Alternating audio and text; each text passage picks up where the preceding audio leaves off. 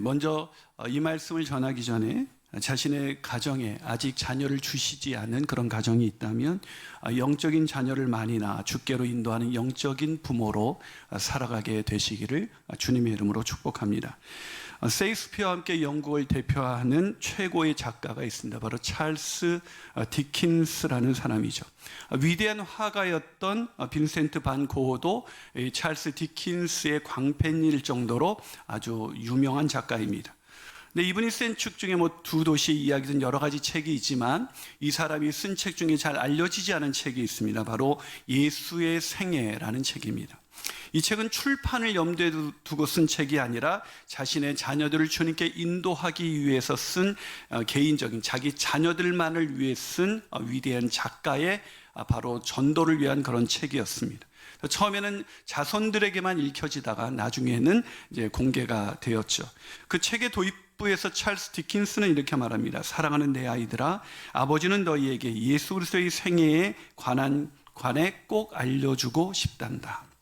사랑하는 여러분, 부모가 되어서 살아가는 우리들에게 가장 위대한 소명이 있다면 그것은 자녀들을 예수님께로 인도하는 것일 것입니다.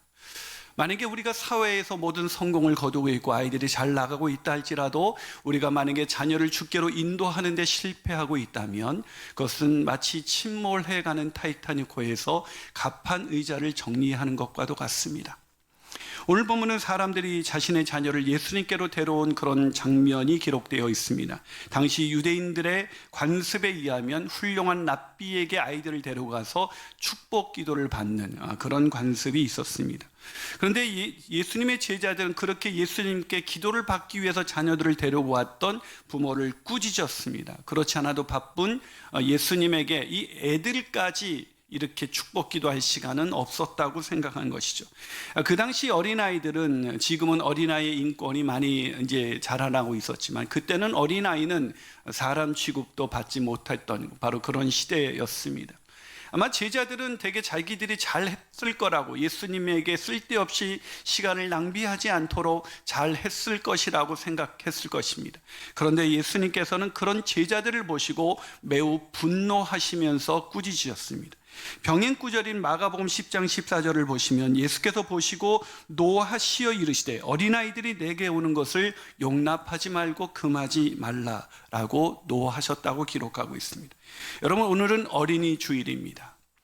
예수님께서는 어린이들이 주께로 오는 것을 너무나 환영하시는데 안타깝게도 오늘날 어린이들이 여전히 주님께로 오는 것이 쉽지가 않습니다.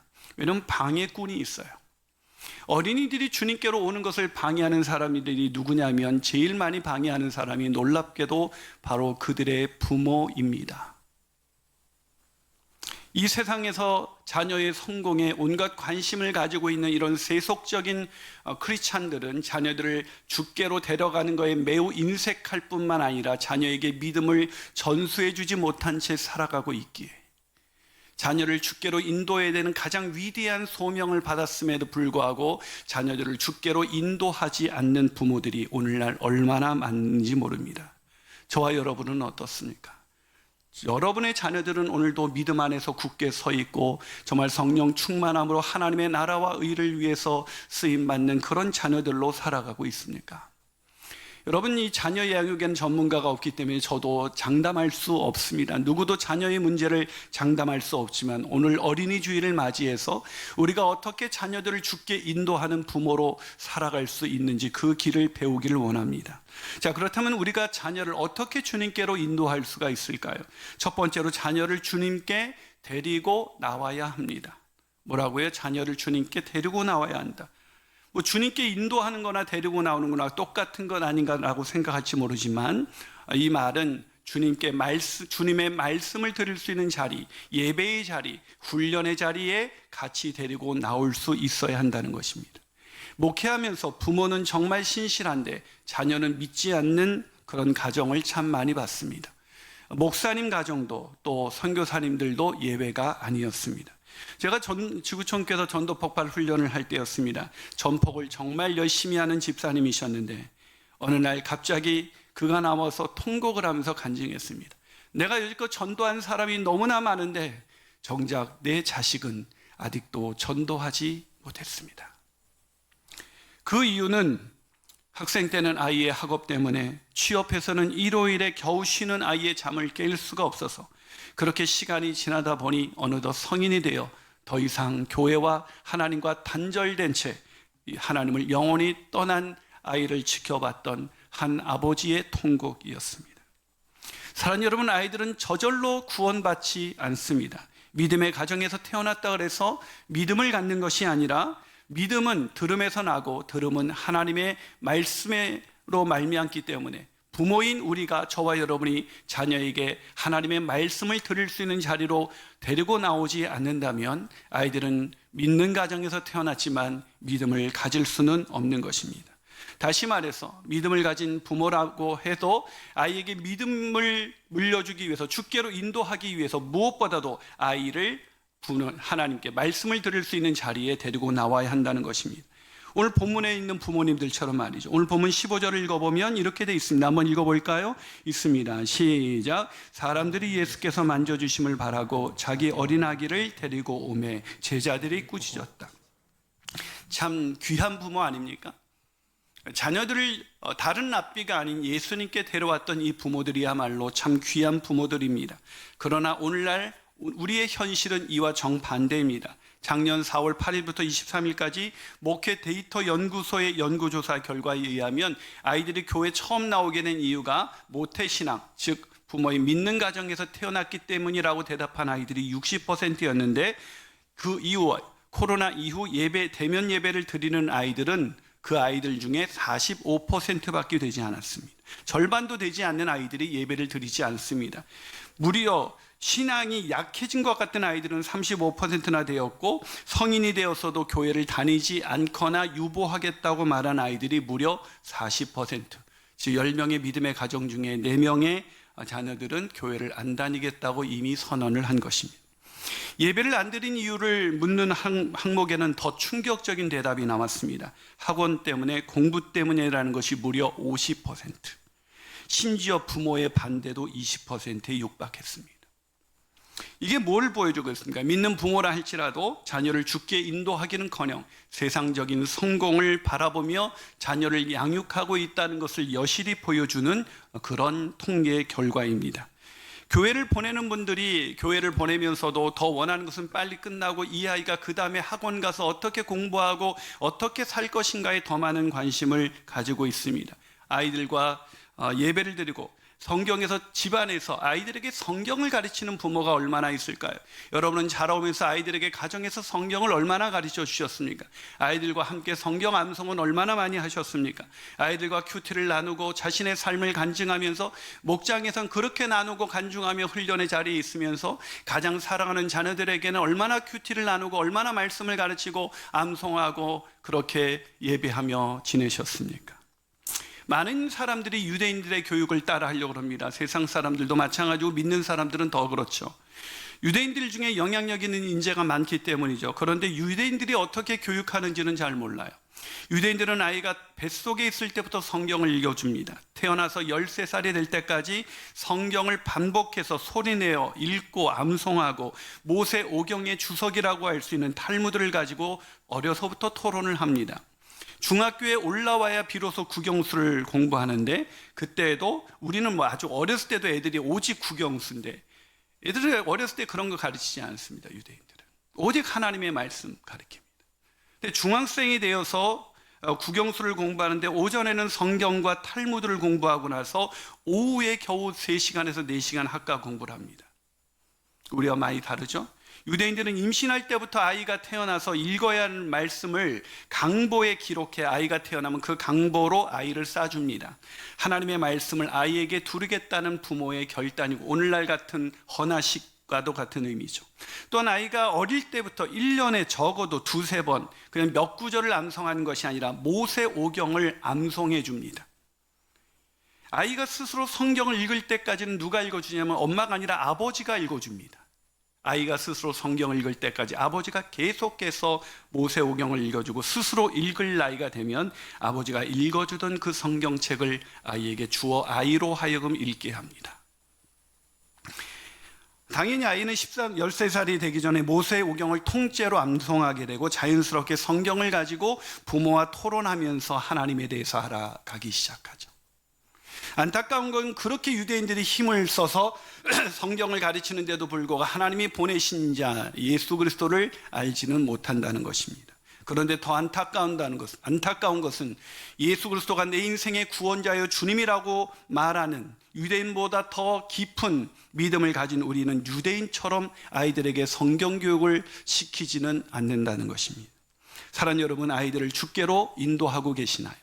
나중에 아이가 대학 가면 그때는 늦습니다. 오늘 본문 15절을 보면 사람들이 예수께서 만져주심을 바라고 자기 어린 아기를 데려왔다고 기록하고 있습니다. 어린 아기입니다. 어린이를 뜻하는 파이디아가 아니라 젖먹이 유아를 뜻하는 타프레페입니다. 무슨 말입니까? 아주 애가 그냥 말을 할 수 없을 아기 때부터 주께로 데리고 나왔습니다. 말씀을 들을 수 있는 예배의 자리에 데리고 나왔습니다. 그런데 한국의 크리스천 엄마들은 출산하면 자기도 힘들고 애도 힘들다는 이유로 예배의 자리에 나오지 않습니다. 정말 안타깝습니다. 애가 뭘 듣겠냐 그러겠지만 여러분, 태교가 애들이 말을 배워서 태교를 합니까? 제가 대구에서 한 그런 교회에서 특별 새벽 기도회를 인도할 때였습니다. 정말 감동을 받았어요. 새벽 기도 우린 요번에도 5시 반에 한다니까 좀 30분 빨라지니까 이걸 가야 되나 말아야 되나는 고민하는 부모가 있지 않습니까? 우린 5시인데 저보러 3시 40분까지 나오래요. 왜 그러냐니까 이미 교인들이 그때 다 나와 있대요. 나갔는데 3시 40분이니까 더 놀란 게 뭐냐면 엄마들이 그 어린 아이를, 젖먹이 아이들을 등에 업고 셀 수 없는 부모들이 나왔습니다.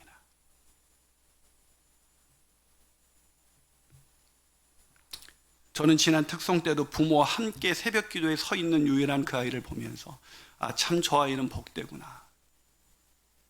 너는 자, 엄마가 기도할게.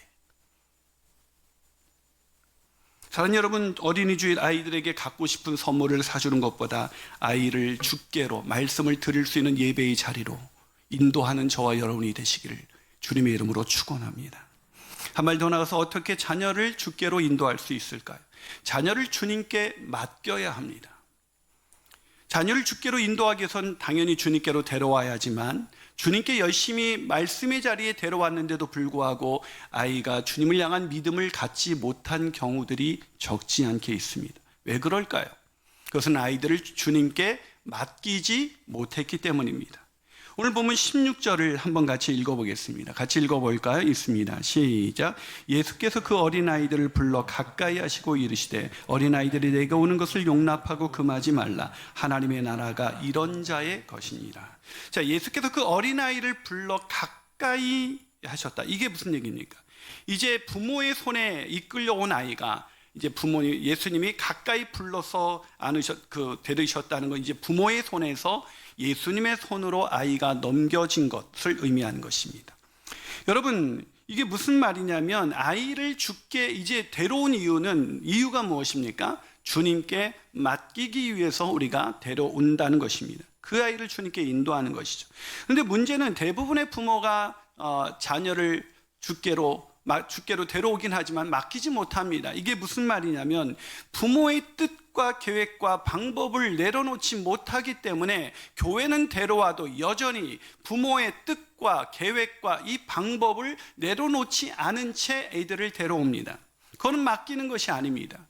자녀를 주께 맡긴다는 것이 무엇입니까? 부모 자신의 뜻과 계획과 방법을 내려놓고 아이를 인도하실 주님의 뜻과 계획과 방법을 신뢰하는 것입니다. 마치 모세의 부모였던 요게벳처럼 그 나일 강가에 그 아이를 그 작은 상자, 갈대 상자에 맡긴 것처럼 말이죠. 청소년 사역을 할 때 정말 공부를 잘하는 아이가 신학교 간다 그러니까 부모가 저한테 상담을 요청했습니다. 그래서 제발 말려달라면서 목사님, 공부 잘하는 애가 신학교 가는 건 아니죠. 저는 왜 신학교 갔는지 제가 공부 못해서 간 게 아니었습니다. 본문을 묵상하면서 이런 생각을 해봤어요. 부모님들이 아이들을 주님께 축복 기도를 하라고 지금 축복 기도를 받기 위해서 지금 데려온 거 아니겠습니까? 그때 예수님은 뭐라고 기도를 하셨을까? 하나님 아버지, 이 아이 자라서 좋은 대학 가게 하여 주옵소서. 좋은 직장 갖게 하여 주옵소서. 학업이 뛰어나서 영성이 뛰어서 높은 자리에 올라가게 하시고 세상에서 형통한 자 되게 하여 주옵소서. 그렇게 기도하셨을까요? 예수님이 우리에게 가르쳐 주신 주기도문에 그런 내용은 없습니다. 예수님이 가르쳐 주신 주기도문의 근거에서 예수님이 뭐라고 축복 기도를 하셨을까를 우리가 상상해 보면 아마 이렇게 기도하셨었던 것이 하셨을 거라고 생각하는 것이 훨씬 더 타당합니다. 주님, 이 아이가 주님 믿음 안에서 넓은 길을 가지 아니하고 좁은 길 십자가의 길을 걸어가게 하여 주옵소서. 고난 중에도 하나님 나라 위에서 쓰임 받게 하여 주옵소서. 세상 영광이 아닌 주님의 십자가, 내 십자가 지고 따라올 수 있도록 인도하여 주옵소서. 그런 기도가 아니었을까요? 그런 기도를 하는 그런 예수님의 모습을 상상하고 세상의 축복 기도를 바랐던 그 부모의 모습을 상상해 보세요. 부모의 마음이 어땠을까요? 아멘 할 수 있었을까요? 예수님은 그렇게 말고요. 제가 원하는 기도 제목은 그게 아닙니다. 사랑하는 여러분, 아이를 주님께로 데리고 왔다 그래서 주님께 맡긴 것이 아닙니다. 주님께 데리고 나왔다는 의미는 내 생각과 내 계획과 내 모든 것들을 내려놓고 주님의 뜻과 주님의 섭리와 주님의 계획을 신뢰한다는 것입니다. 주님, 내 뜻대로 마옵시고 주님의 뜻대로 이 아이를 키워 주옵소서. 그렇게 할 줄 알아야 한다는 것입니다. 다시 말해서 우리 아이가 우리가 원하는 대로 우리가 정답을, 세상이 말하는 정답을 가지고 그 길로 걸어가지 않을 때에도 주님을 여전히 신뢰하며 그 아이에게 이렇게 말할 수 있어야 합니다. 얘야, 너희 길은 주님께서 인도해 주실 거야. 그것이 주님께 맡기는 부모인 것입니다. 다시 말해서 아이를 말씀을 듣는 자리에, 예배의 자리는 열심히 데려왔지만 자신의 생각과 뜻과 계획을 내려놓지 못했다면 그 사람은 여전히 주님께 맡기지 못한 부모이기에 그 아이는 부모의 이중성을 보게 될 것입니다.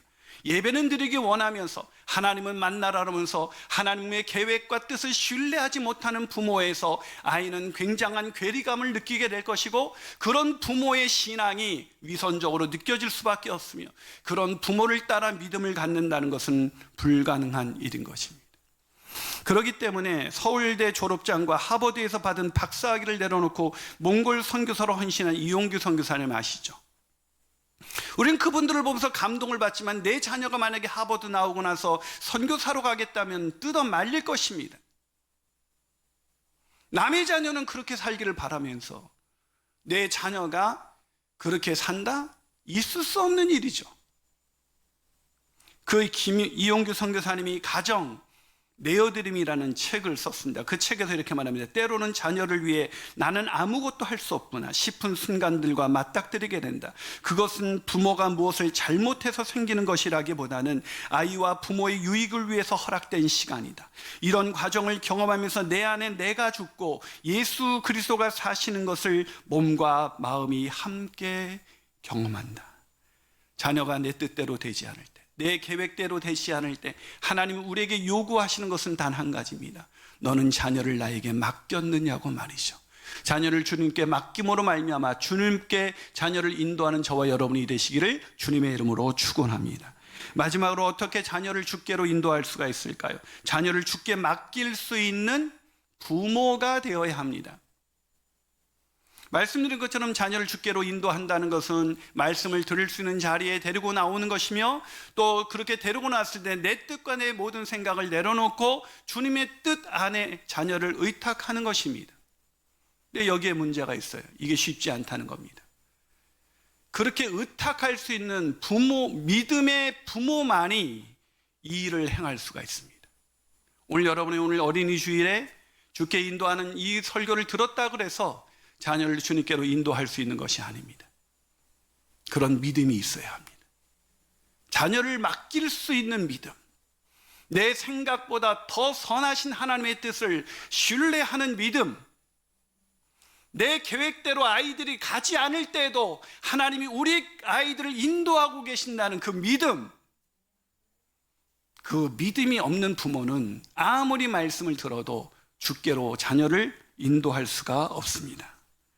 오늘 본문에 이런 말씀이 있습니다. 본문 16절에 예수께서 그 어린아이들을 불러 가까이 하시고 이르시되 어린아이들이 내게 오는 것을 용납하고 금하지 말라. 하나님의 나라가 이런 자의 것이니라. 누가 찔렸을까요? 막았던 제자들이었겠죠. 그러면서 부모님들은 거봐, 우리의 축복 기도 받고 싶은데 지들이 왜 난리야. 예수님은 이렇게 우리 아이를 원하시는데. 그런데 예수님의 축복 기도를 듣는 순간 가장 자녀들을 주께로 데려오는데 방해가 되었던 것은 바로 세속적인 욕망과 세속적인 성공의 기대를 가지고 아이를 키우고 있는 자기 자신이라고 생각하지 않았을까요? 제가 무슨 말을 하고 싶은 것입니까? 자녀를 주께 맡긴다는 건 그저 내 욕망, 내 계획을 위해서 열심히 새벽 기도 나오고 열심히 기도하는 것이 아니라 내 생각과 계획을 다 내려놓고 이 아이가 주님과 교제하며 주님의 말씀을 들으며 주님의 인도하심을 받도록 그렇게 내어드릴 수 있는 믿음의 부모가 되어야 한다는 것입니다. 그래서 자녀 교육에서 두 가지 교육이 있습니다. 자녀 자체를 위한 교육과 자녀를 교육하는 부모 교육입니다. 뭐가 더 중요하겠습니까? 부모 교육이죠. 내가 믿음의 사람으로 훈련받은 이유는 나만 믿음을 가지고 그래 나는 믿음을 가질 테니까 너는 세상에서도 축복받고 믿음도 가져. 이게 양다리죠. 두 주인을 섬기는 거죠. 오늘날 많은 사람들이 자녀를 주께로 인도하기는커녕 그걸 막는 부모로 살아가고 있습니다. 오늘 이 어린이 주일을 맞이해서 우리가 아이들에게 줄 수 있는 가장 놀라운 선물이 있다면 마치 갈대 상자를 나일강에 놓을 수밖에 없는 그 순간에도 하나님을 신뢰함으로 그 아이를 떠나보낼 수 있었던 그런 주께 완전히 맡길 수 있는 믿음을 가진 부모가 되는 것, 그것이 오늘 이 어린이 주일에 우리 아이들에게 줄 수 있는 최고의 선물일 것입니다. 오늘 설교 준비를 하면서 이 설교를 준비하는 제 자신은 정작 부모로서 난 이렇게 아이를 주께로 인도하는 부모였는가라고 돌아보게 되었습니다. 목사이기 때문에 늘 남을 가르치기에 바쁘고 다른 가정의 자녀들을 키우기에 바빠서 제 인생의 30대, 40대 한국의 대표적인 청소년 사역자로 다른 수많은 아이들, 전 세계에 흩어져 있는 아이들에게 복음을 전하면서도 어느 날 내 아이가 초등학교 5학년 때 큰아이가 아빠 저 하나님이 안 믿어져요 했던 날을 잊을 수가 없습니다.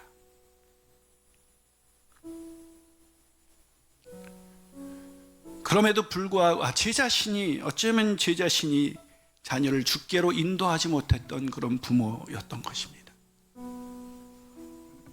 그런데도 우리 사랑하는 두 딸이 오늘 믿음 안에서 아이들이 청소년 목자로 어린이 목자로 또 젊은이 목자로 하나님으로 믿음 안에서 자신의 인생을 달려가는 것을 볼 때 이것은 전적인 하나님의 은혜라고 밖에 고백할 수가 없습니다. 그러면서 제 마음 가운데 하나님, 저 같은 게 어떻게 부모가 될 수 있었을까요? 그렇게 제가 하나님 앞에 기도했을 때 하나님은 저를 내가 부모로 살아갈 수 있도록 은혜로 선택해 주셨다는 것을 깨닫게 해주셨습니다. 내가 우리 아이들의 부모로 살아가기에 부족함이 없는 믿음을 갖고 있었기에 내가 부모가 된 것이 아니라 부모로 살아갈 수 없는 그런 믿음이 없는 그런 나를 하나님은 신뢰해 주셔서 나를 선택하셔서 하나님의 자녀로 삼아 주셨고 우리 아이들의 부모로 살아가는 수 있도록 부모로 선택해 주셨습니다. 사랑하는 여러분, 오늘은 이어 하나님은 또다시 이런 선택의 은혜에 제가 감격하고 있을 때 하나님은 또 하나의 선택이 있었음을 저에게 알려주셨습니다. 월드비전 황성빈 목사님과 얘기하다가 아직도 하나님을 모르는 그런 부모 아래서 자라는 그런 가난한 케냐의 아이들, 그런 아이들의 양육자로 살아갈 수 있는 기회를 만들어 본 것이 어떻겠냐고. 그래서 자녀를 이미 다 키운 부모거나 아니 아직 자녀를 허락하지 않은 부모, 또 내 자녀를 키우는 것을 넘어서서 이 땅에 있는 아이들의 그런 양육자로 살아갈 수 있도록 우리를 선택하기 원하시는 하나님, 그 하나님의 음성이구나라는 것을 들어 기쁘게 참여하겠다고 했습니다. 사랑하는 여러분, 그러기에 오늘 이 초순이라는 세상에서 단 한 번도 무엇을 선택해 볼 기회를 갖지 못한 아이들에게 우리의 사진을 찍어 내가 너희에게 일정 기간, 많은 금액이 아니지만 일정 기간 내가 너희를 위해서 기도하고 너에게 말씀을 들려주고 너에게 복음을 들려주는 그런 양육자로 살아가기를, 그렇게 그 아이들에게 선택받을 수 있는 기회를 우리가 오늘 얻을 수가 있습니다. 오늘 예배를 마치고 나가실 때 이 초순 프로그램이라는 이 종이 한 장, 혹시 주보에 껴 있는지 모르겠습니다만, 이것을 가지고 우리의 아이들을 넘어서서 이 땅에 소외된 아이들의 부모로 선택받아 살아가는, 그런 믿음의 부모로 선택받아 살아가는 저와 여러분이 되시기를 주님의 이름으로 축원합니다.